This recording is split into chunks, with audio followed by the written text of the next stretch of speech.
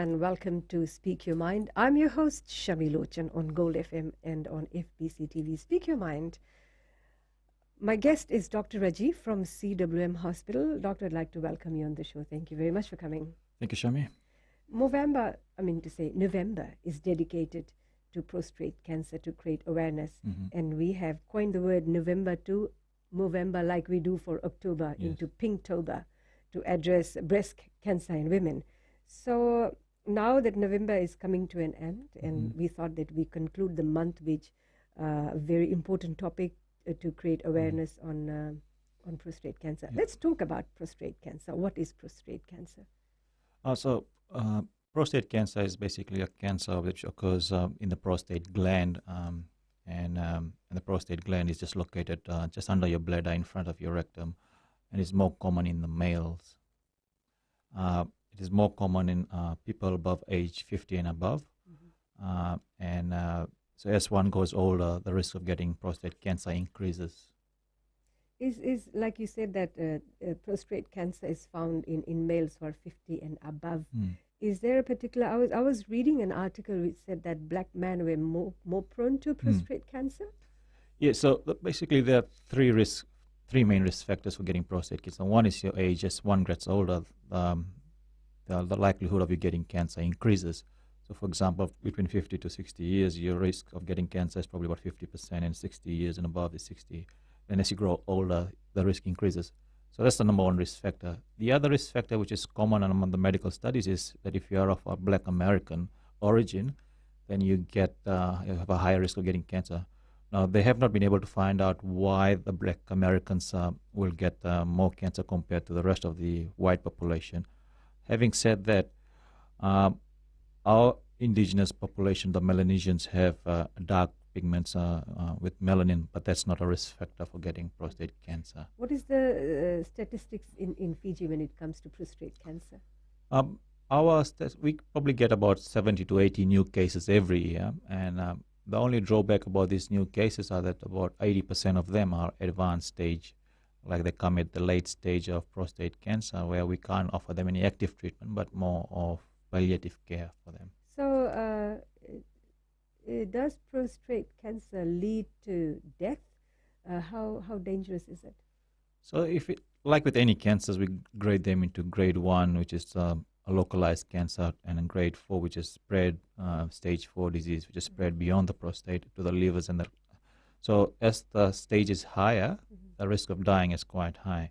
So if you catch it at an early stage with like any cancers, then you can be treated and cured. Okay, so let's talk about the types of prostate cancer. So the main ones are basically, you have subtypes. The main ones are adenocarcinoma, which is basically prostate is made up a lot of gland tissue there, and the gland tissue then forms these secretions called PSA, and they usually form an adenocarcinoma, about 90%. And then you have the other types, are the rare ones, SCC or the squamous type of cancer, but the main one is adenocarcinoma. Which is the common one in Fiji. This is the common one. Right. And what are the symptoms of prostate cancer? At an early stage, you will not find any symptoms of prostate cancer. It's only at the advanced stage when people have blood in the urine or back pain, then that's an advanced stage. But my advice is that if you have been having, as one grows older, the risk of getting the symptoms from an enlarged prostate are there. Like, for example, you have difficulty passing urine or difficulty initiating urine. Now, that is not equal to prostate cancer. Those are the symptoms of an enlarged prostate. And then we have to do further tests to confirm whether you have prostate cancer or not. Okay. Do men in Fiji come forward to get tested? That has been the biggest drawback here, is that in this country, people are not aware of prostate cancer. So, for example, there was a big study done of 500 men about 3 years ago, and the findings from that was that about 2/3 of that 500 men that were interviewed all over Fiji, they didn't know where the prostate is and what is the function of the prostate. And of that 500, only 40 of them had tested for prostate cancer. So basically, there is not much awareness. So going back to your question, are people coming forward? There is basically a lack of awareness among the men. Is it lack of awareness, or because men are too shy to come forward? What yes, could be a challenge? For me, one is the awareness part, and the other one is once they are aware, then because the testing is a bit of an invasive procedure. So there's two ways we can test. One is doing a blood test, and the other one's a finger exam. And the finger exam is basically called a digital rectal exam, and that's where people are a bit reluctant to come forward. So I was going to ask you, because I've been seeing boards and signages, and even on social media and internet about finger test. When we say prostate cancer and men have to go for finger test, is it the word which sort of scares them away? What is finger test? So the medical word term for that is digital rectal exam. So when we mention a digital rectal exam or rectal exam, then people shy away from that. So now the whole community or the medical community has decided to make it a sort of a user-friendly or a patient-friendly term. Rather than saying a digital rectal exam, we say a finger test. So hence we tell everybody that you should get a finger test and a blood test as part of your. How do men react to the statement finger test? Do you think they're getting more, like you're getting more? You are able to convince them? Well, it's so when they come to my clinic, so I have to explain to them what we mean by a finger test, and once we convince them, then they are more willing and more obliged to have the test done. So be a man and come for a finger test. I think, it's not a bad thing to get a finger test done. Yes. Everyone gets it done all over the world. Everyone's doing it. It's just part of our culture, our psyche, that we are a bit reluctant to have that test done. What can be done to create that awareness and to convince men that it's so important to come for prostate cancer tests? So like how you have had Inktober, a lot of people have been creating awareness for the breast cancer. Now we have the Suva Golden Oldies Club, which have sort of come on board, and they've been creating awareness for the last couple of years. The whole aim is to get a lot of people aware about this prostate cancer, because our people are going to be living long for the next 5-10 years. 10 years ago, our life expectancy was around the 50s or 60s, and now it's about 70s. So people will live longer, and they will have more cancer, not only of prostate, but other cancers also. So we need to create more awareness so we can catch them at an early stage and give them a better quality of life. All right. Thank you, doctor, for such useful information. We will continue talking about prostate cancer. We'll be right back.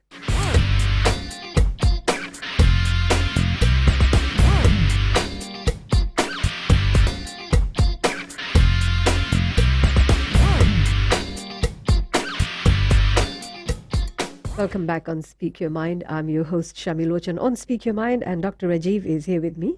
Dr. Rajiv, you're based with CWM Hospital, and you were talking about finger test. Would you explain the procedure involved in finger test?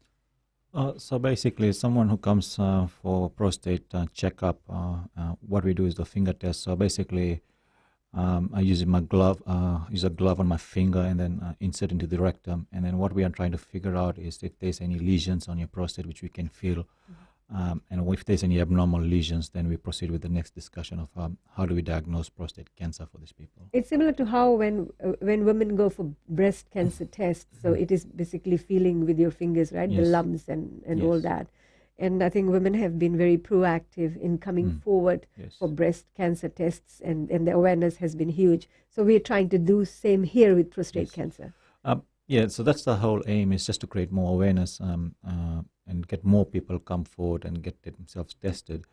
Like with breast cancer, there was always this reluctance because of cultural beliefs and traditional beliefs. And so now that we have overcome with this mass awareness campaign for the last 5 to 10 years, now we're getting breast cancer at an early stage. And hopefully the same effect can be done with Men's Health in Movember, that we create more awareness in the next few years to get more people tested. So what happens? What happens with the Golden Oldies Club, and how is prostate cancer tied with that? The Golden Oldies Club have been very proactive for the last 3 to 4 years. They have been doing fundraising and saving enough and raising enough money so that the blood tests could be done. So they've worked in partnership with several private labs. And basically all you have to do, anyone above 50 or anyone over 45 just walks into the lab, and they get up and they just say they want a PSA or the blood test done, and then they get it done for free, and then all the costs are borne by the Golden Oldies Club at the moment. So they've decided to, the last couple of years, they've been focusing only on the urban centers, but in the next year or so, we'll be trying to get that across to the islands and to the interior of both Viti Levu and Vanua Levu. Which hasn't been to your reach at this very moment as we speak? At this moment, we're doing our monthly outreach urology clinics, and we're catching most people either. So we have done it, go to Tavua, up in the north, we go down to Senganga, Sabsavu, and Lekutu and Nambawalu. So we catch people up there. So if you compare Fiji's male population who are above 45 or 45 plus, you haven't seen much response or men coming forward, right? Oh, no, I mean, they have been coming, but it's just that they only come when they have some symptoms of backache or blood in the urine. My only drawback is that I've seen about 30 cases this year, and all of them have been advanced stage, and I'm a bit disappointed that these guys could have been caught earlier, and most of their responses, they have no idea that they could have been tested earlier. And I've seen a couple of other cases that have come now, and they've said they've only come to the clinic because they've heard it on the radio. Yes. So this awareness is more important, just to get them early. So for the sake of our listeners and males here, what are the symptoms of prostate cancer? Can it be detected early? It can be detected early. Just like I said, the best way to detect is by doing a blood test or the finger test. And those are the main symptoms. Those are the best ways to test. But having blood in the urine and back pain, those are like advanced stages. But you mean you say like back pain? Yes. But for the early stages of prostate cancer, it's asymptomatic. You will not find that. So hence, that's why we recommend them to do the blood test and the finger test. So what makes prostate cancer aggressive? Is it the lifestyle? Is it to do with alcohol, food, etc.? The main risk factors, the three main risk factors are basically your increasing age, if you're a Black American, or the third one is your positive family history.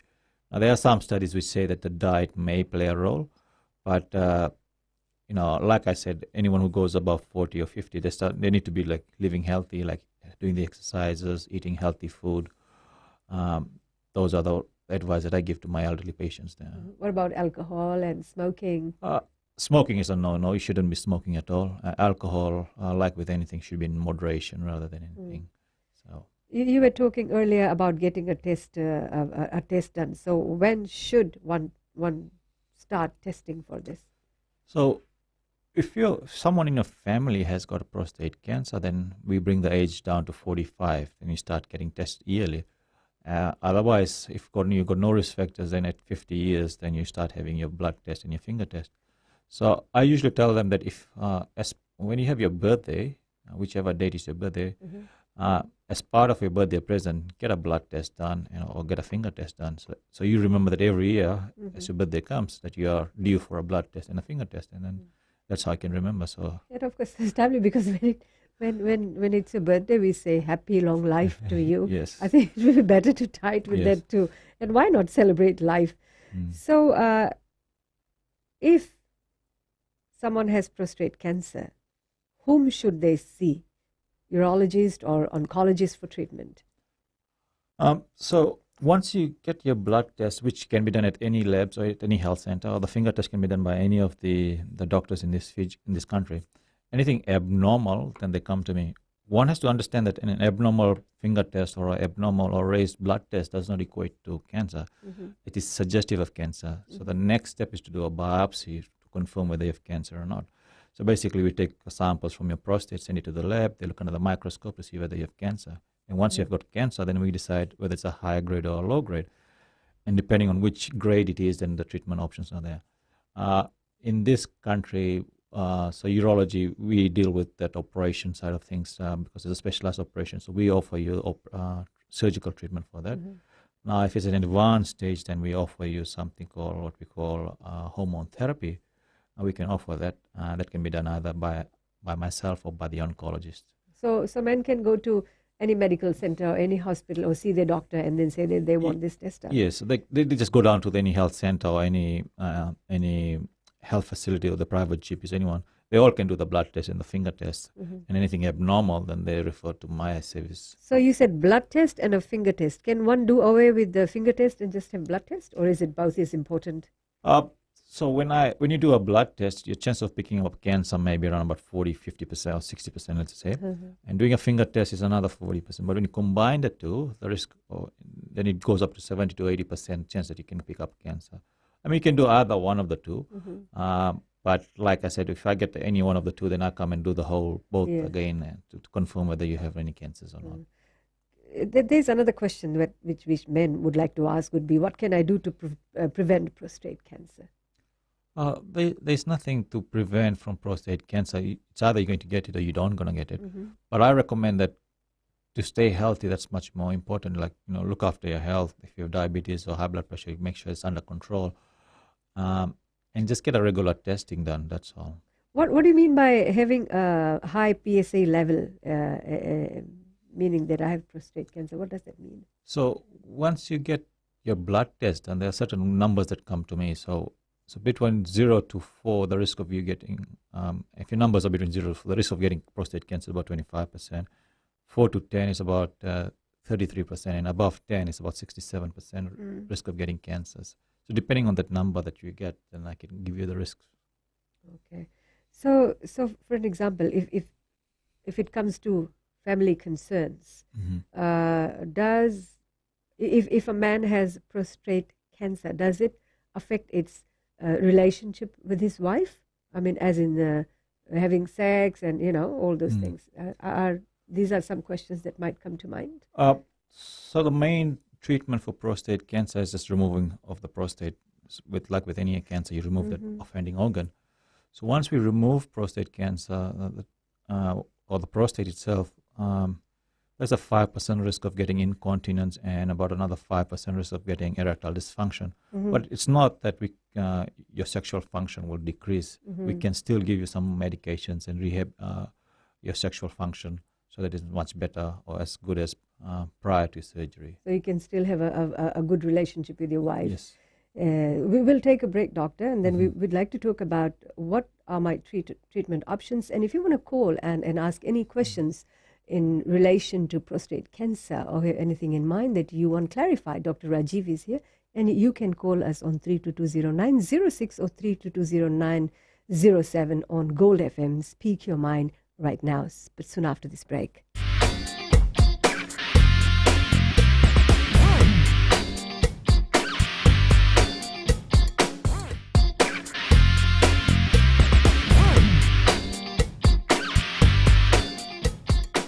This is Speak Your Mind on Gold FM. I'm your host, Shamil Ochenlal, and Dr. Rajiv is my guest. We're talking on prostate cancer. Now, again, doctor, why should it be a concern for males to go for prostate cancer? Or should it be, it's not that important, the attitude? Like with any cancers, if you get the cancers got in an early stage, then the chances of cure are quite high. And that's what we recommend, that you get yourself tested. If you catch it in an early stage, and we give you treatment. With the advanced stage, it's basically palliative care. It's just removing hormone therapy. You have terrible back pain. You're sort of miserable. It's more palliative care back then when at an advanced stage. So get tested. Get the cancer caught early, and then we can provide you the necessary treatments. I'm quite inquisitive. A thought just provoked me. You know how women, when they reach their 45, 50 plus, they step into menopause. Could this be a stage that you could relate to in men? No, we don't have a situation in men that go on to the menopause. You still have your testes, which still produce hormones that sort of maintain your your manly functions, the sexual functions, and all that. So coming back to prostate cancer, what are treatment options? So there are 4 main treatment options, and depending on what stage you get, we offer them. The first one is basically if it's a very low-grade cancer, the risk of you dying from that cancer is quite low. So we offer you something called active surveillance or watchful waiting. Second option is surgery, and the surgery can be minimally invasive or open. In this country, we offer only open surgery. The third one is radiotherapy, and the fourth one is hormone therapy, which can be surgical or medical therapy. In this country, we offer you active surveillance, open surgery, and hormone therapy. radiotherapy is not offered in this country. We're still trying to negotiate with the government. The government is trying to get the radiotherapy services, but it's still in the discussion phase at the moment. How affordable is the treatment? Oh, basically, if you come in the public system, everything is free. You don't have to pay anything. You just have to turn up, and then we will offer you the treatment. The only drawback with the public system is the long waiting period. So it's a first come, first serve basis. But if you have cancer, then we can prioritize you on an early surgical option waiting list. How will a person know if the treatment is working? So we monitor so with prostate cancer, you have an elevated or high PSA, and post-treatment, your PSA levels would be almost negligible or nothing. And that's how we measure our success for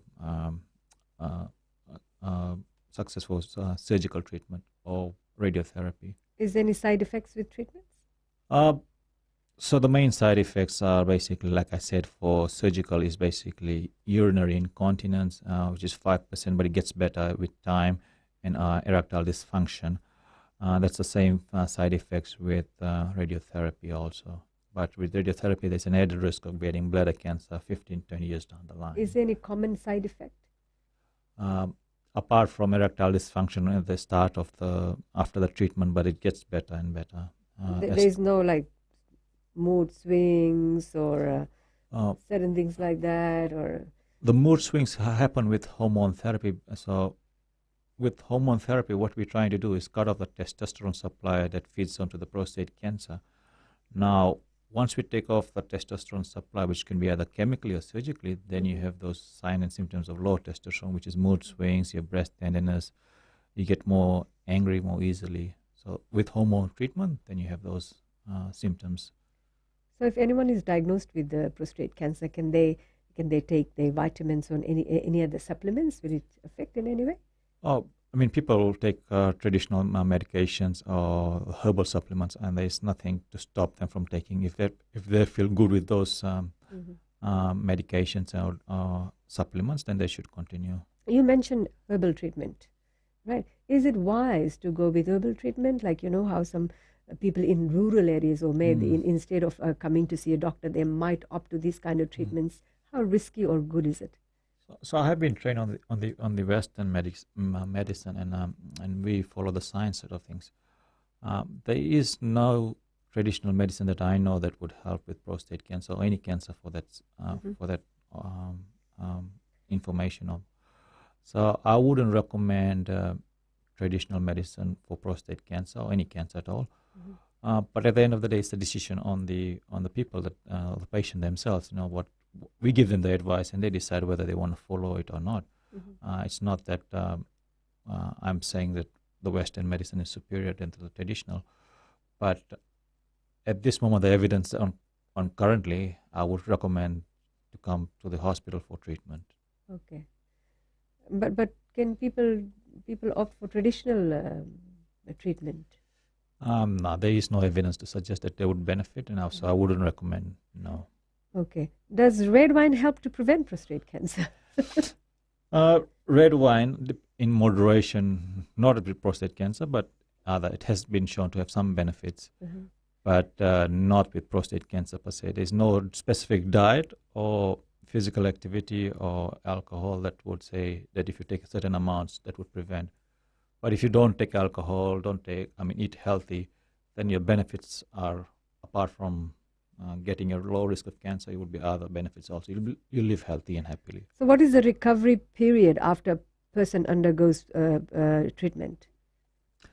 So if you have a surgery done, it's within 4 or 5 days you're out of hospital. You still have a tube connected that stays there for 2 weeks, and you're back to your normal activities within 4 to 6 weeks. So the treatment options are good. But if you go for radiotherapy, then it's a bit long, about 3 months of treatment. So earlier we talked about red wine or etc. So does vitamin E and selenium protect? Does it protect against prostate cancer? Like I said, there's no food or no drugs that would prevent someone from getting prostate cancer. If you are going to get prostate cancer, you will get it. But the thing is to get tested, be caught early. That's all we want. You said that if there is a family history, then you must get checked. What if if father has prostate cancer is how urgent and important is it for the son to get tested? So anyone with prostate cancer, I recommend that the age to start testing is we get them lower to about 45 years. So that's the recommendation in the international guidelines say that just get at a lower age. So at 45 you should start getting tested. Is there a screening program for prostate cancer? There is no screening like a national guideline. Fiji does not have a guideline. Even in Australia and New Zealand, where I've done my training, there is no specific national guideline. It's just a discussion always between the patient and the doctors with regards to prostate cancer and the pros and cons of having a PSA testing there. Doctor, since you specialized in this, you are specialized in this field. What programs or plans do you have in future to create more awareness with Oldies Club, or to get men to come forward to get tested for prostate cancer? Or so the Silver Golden Oldies Club have been really sort of taken a really a proactive stance in improving awareness on men's health generally. And the plan is in the next few years is to take the testing down to the inlands and the islands, where we can educate people. The whole aim is to educate everyone, not only the men but the ladies and the children, so that they can encourage the spouses or the parents or your grandparents to come forward to get tested.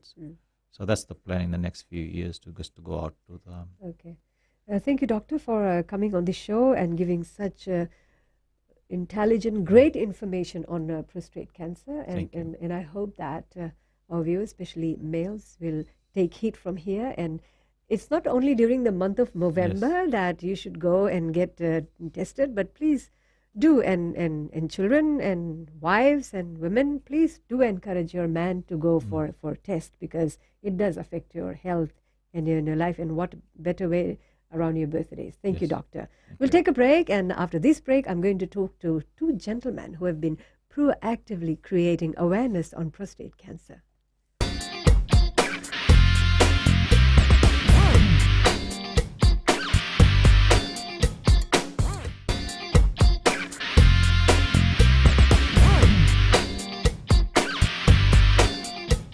Welcome back on Speak Your Mind, and I have got two guests here with me, young gentlemen. Avnit Kumar, you're a medicine student. Yes. Why can't we call you medical students?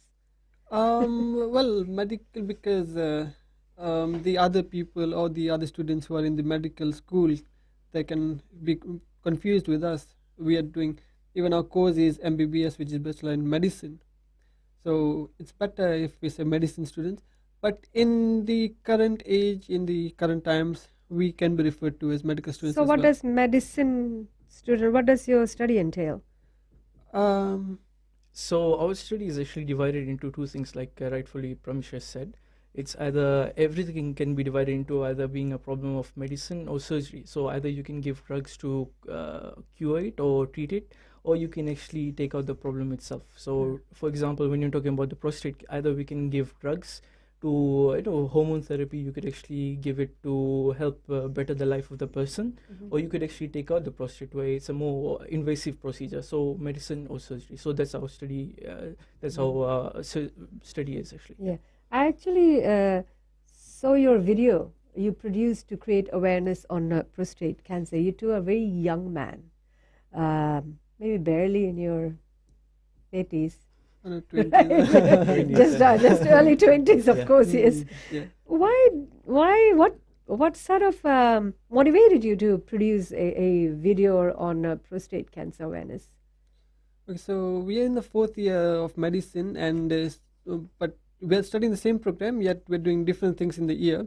So he did surgery portions and I did the medicine portions, and next year will be different. So it was October and it was Pinktober. So I asked him to do breast cancer, because I was a bit busy, and he did surgery as well. So when it came to November, I assured him that we'll do awareness on prostate cancer together. And last year I did a bit on my awareness on my Facebook page, and that I got a lot of responses. So I thought to take it a one step higher, and with the support we got the video done. So what was the reason behind putting the video together? Was it just more on awareness? What did you want to achieve out of it? So I think, as in the previous segments, it's been said that men are really hesitant from actually to come and get tested. So our video was to tell people on what exactly is the prostate and what you can do about it. See, the thing about the prostate is that when you talk about cancer, it's totally curable. It's totally curable. Actually, many cancers are. But if you find it at the right time, so if you find it early, then it's totally curable. So you must have seen, like in the local newspapers, there have been 2 cases where it came recently on Saturday, I think on Thursday, where these 2 men were actually diagnosed with prostate cancer, and then later on what happened is that they got treated, and now they are living a full life. One was only 26 years old and one was about 75 years old. So even to say the 26-year-old was treated for prostate cancer? Yes. So there are chances? Yes, there are chances. Yes, of course. Yep. Low chances, but it is possible. Why not? It's not written like as they say that the diseases do not actually follow our textbooks. Anything is possible. Yeah. Okay. So, but most of them are diagnosed at early stages, right?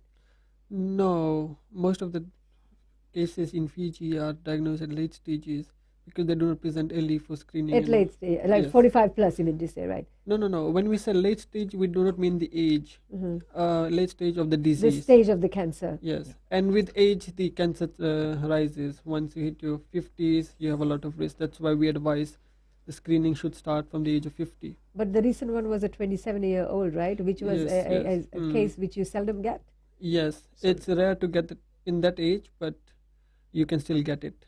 Okay. Tell me about the production of this video. What was involved and what challenges did you meet? Who did the scripting and how did you execute this? Actually, I called him up and I thought to do in a lecture room, but then we realized that not many people pay attention to lectures. So we tried to get in more people involved and have short segments who can do their explanation on their field. So we had pathologists and internists, and we had Dr. Rajiv, who's a urology registrar.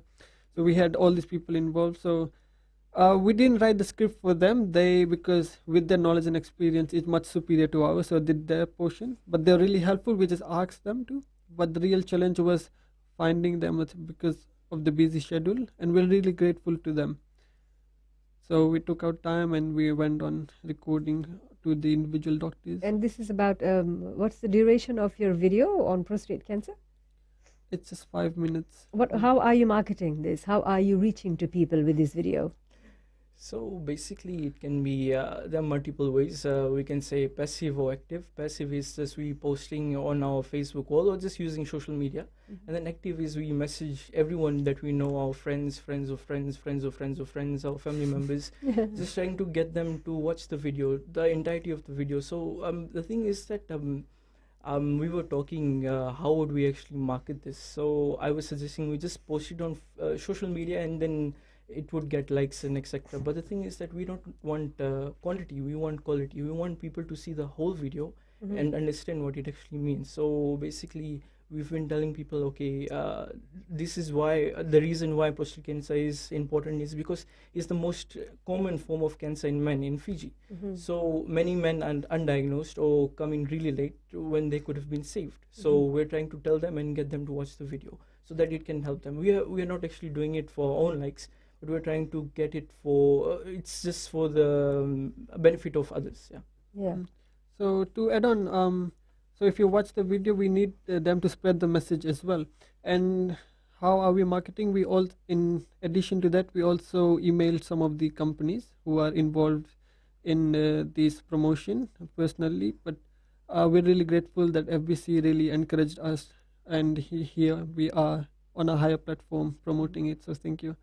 You normally see people on social media pages, they post everything and anything.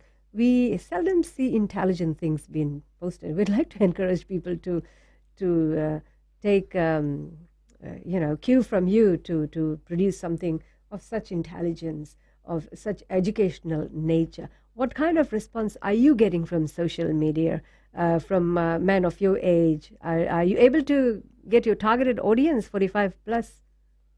also? Not in the views exactly, but the feedback, the positive feedbacks are really good. But I don't think people really enjoy educational videos, and it's not that the educational videos are not there. I think it's people don't like to view it and share it. And also some of the audience think that we are doing it for the likes, but no, as Avneet mentioned, we want the quality. I'll give you an example. A female friend of mine, she watched the video, and I asked her if she informed her her father or her uncle, and the response was they have other things to do. So the thing is that they think we did the video for us, but that's not true. We want the man to take priority in their lives. We are just asking 5 minutes of the time, and everything is covered in the video, from the statistics to the symptoms to treatment, and all that can be done in Fiji is covered. So. Yes. So we'll take another break, and we'll be right back with our last segment with Avneet and Pramisesh. We're talking about prostate cancer. Earlier we had Dr. Rajiv talking about signs and symptoms and cure on prostate cancer. So we have these two young gentlemen here, and we'll continue conversation with them.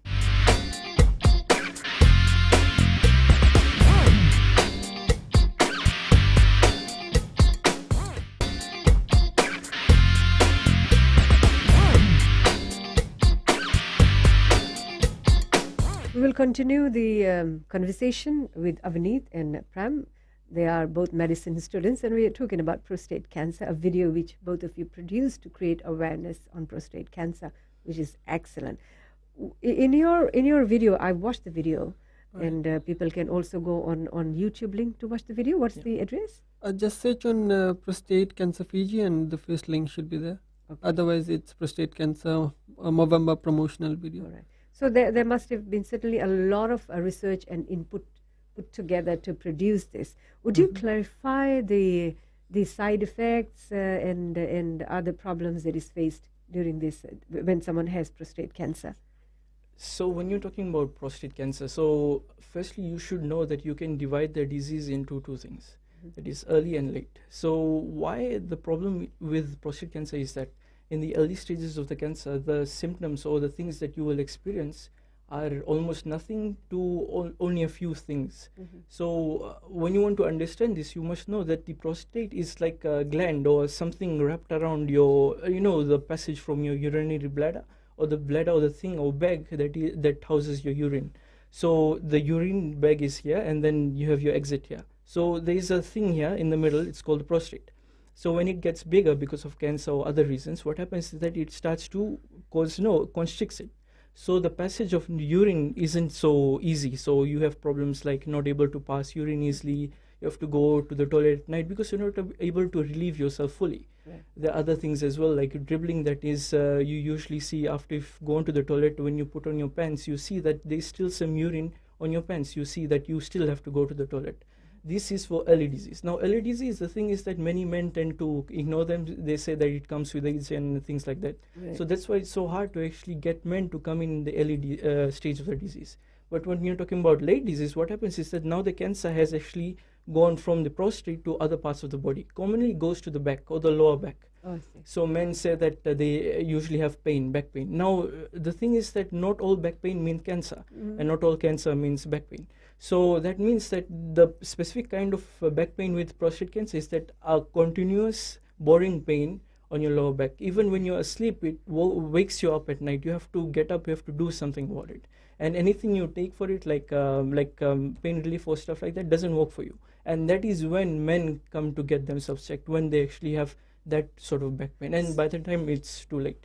So if anyone is 45 above as an age, sometimes it could be a myth saying because I worked in the garden, or I lifted something very heavy, or because I slept in a particular position which has caused backache, right? But if that pain continues, then it is serious, and they should go and see a doctor. It could be prostate cancer. Yes. Right? So this is the thing that some of the non-cancerous things can cause the symptoms of the cancer, but it's important to realize that missing out on this can actually be cancer. For example, all the urine problems you mentioned can happen in the non-cancerous enlargement as well. and that's important to know, but you have to get yourself screened too to pick up cancer. Cancer is really deadly. Is prostate threatening to life? Prostate cancer, why does it need awareness? Why should one go for checkups? Okay, he said the prostate goes to the back. It's not actually the prostate moves, that moves itself. The cancer from the prostate can go to the back, can go to the blood and affect the other organs.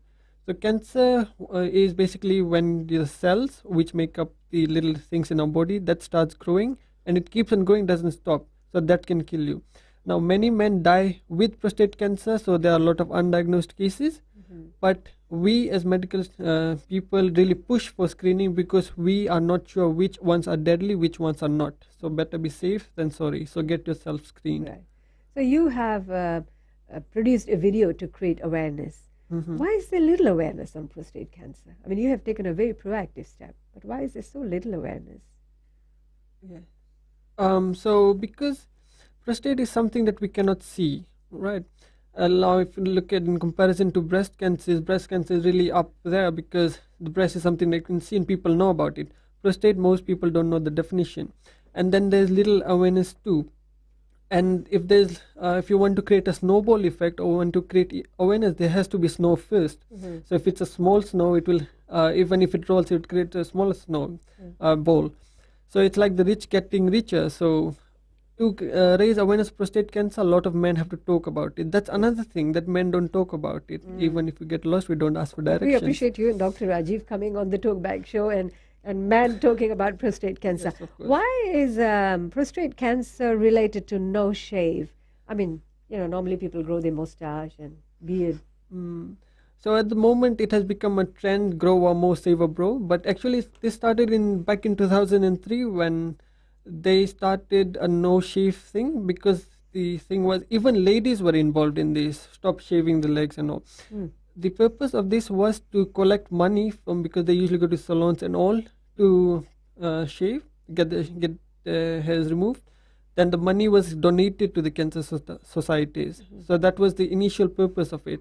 Now it is mostly a trend related to prostate cancer. So people usually follow the trend, they don't have a basis for it. So that was another reason why we produced the video, because we wanted to give back to the community what Movember is, and we wanted to do our part.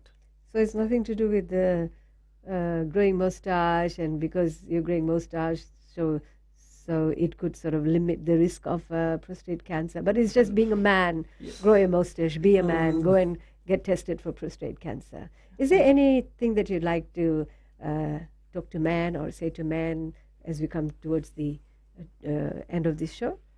I think the main message is that, as you had mentioned earlier, that you'd asked that whether men actually die from prostate cancer or do they die with it.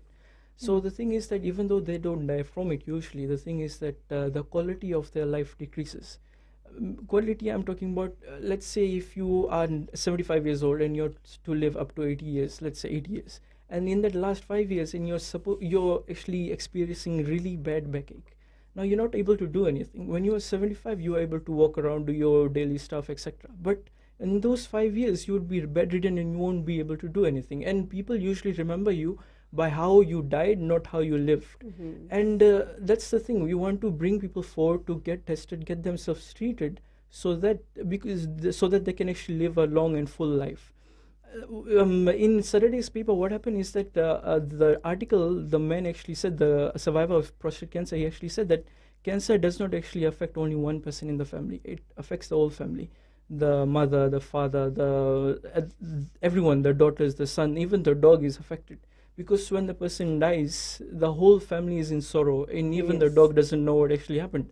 It's just a joke. But the thing is that it's totally treatable, and if you get it tested, if you man up, if you know that it matters, then you can actually save yourself and save a lot of sorrow from your family. Yeah. Thank you very much, Avneet and Prem, and we look forward to more videos to create awareness on prostate cancer. So I'd like to say, man up, get tested for prostate cancer. Join me on Speak Your Mind next week. Thank you very much, gentlemen, for coming on the show. Thank you so much.